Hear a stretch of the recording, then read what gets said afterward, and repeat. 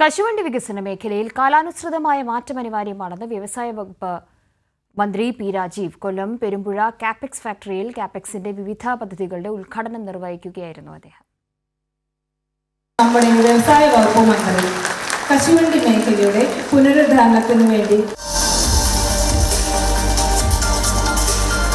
കാപെക്സിന്റെ മൂല്യവർദ്ധിത ഉൽപ്പന്നങ്ങളുടെ വിപണനോദ്ഘാടനം, പുതിയ വിൽപ്പന വാഹനത്തിന്റെ ഫ്ളാഗ് ഓഫ്, ഓൺലൈൻ വ്യാപാര ഉദ്ഘാടനം, പുതുക്കിയ വെബ്സൈറ്റിന്റെ സമർപ്പണം, വിദ്യാഭ്യാസ അവാർഡ് വിതരണം തുടങ്ങിയവ മന്ത്രി നിർവഹിച്ചു. ഓൺലൈൻ വിപണനം ഉൾപ്പെടെയുള്ള നൂതന സാങ്കേതികവിദ്യ പരമാവധി പ്രയോജനപ്പെടുത്തണം.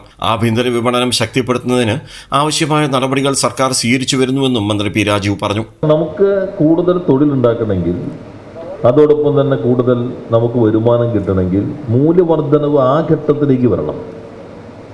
അപ്പം അത് പുതിയ പുതിയ വൈവിധ്യങ്ങളിലേക്ക്, അതാണിപ്പോൾ പെപ്പർ രുചിയുള്ളതുണ്ട്, അതുപോലെ ചില്ലിയുണ്ട്, പല രുചികൾ ഈ ഫ്ലേവർ ഇതിനോട് ചേരാണ്. വൻകിട മാളുകളിൽ കേരളീയ ഉൽപ്പന്നങ്ങൾക്ക് പ്രത്യേക ഔട്ട്ലെറ്റുകൾ സജ്ജീകരിക്കുന്നതിന്റെ സാധ്യതകൾ പരിശോധിക്കും.